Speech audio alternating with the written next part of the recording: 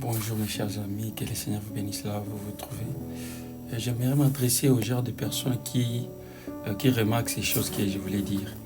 Que ce soit des femmes, que ce soit des hommes, il y a ceux qui le remarquent. Si vous êtes un homme, que vous remarquez qu'il y a des femmes, des filles que vous courent après, et aux femmes aussi, si vous remarquez qu'il y a des hommes qui courent après vous, il faut réaliser une chose.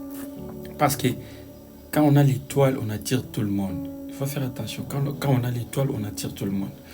Mais il faut comprendre que des gens qui courent après vous, il y a ceux qui ont remarqué votre étoile, mais ils sont motivés par des mauvaises pensées. Il y a aussi ceux qui veulent vous faire du bien. Alors, la belle chose, la meilleure façon de gérer des choses pareilles, il faut entrer dans des moments de prière pour demander au Seigneur de vous donner. En dépit de cela, vous allez comprendre que la femme de Potiphar, réellement, n'avait pas besoin du corps de Joseph.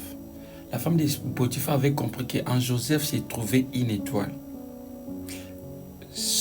Le besoin des femmes de Potiphar était de récupérer l'étoile qui était en Joseph. Parce que la Bible nous dit, Potiphar avait remarqué que tout ce qu'il faisait avançait, allait de l'avant, parce que Joseph était dans sa maison.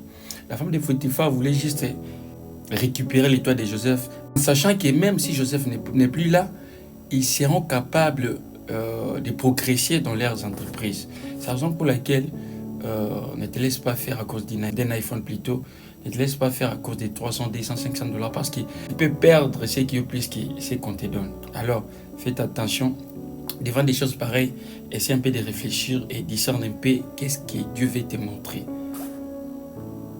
Il faut faire attention parce que ce que tu vois aujourd'hui n'est pas ce qui sera demain. Alors fais attention parce que ce qui est important, c'est ce qui est en toi. Ce n'est pas ce qui est en dehors de toi. Non. On devient grand par rapport à ce que Dieu a mis en nous et non par rapport à ce que les gens nous donnent.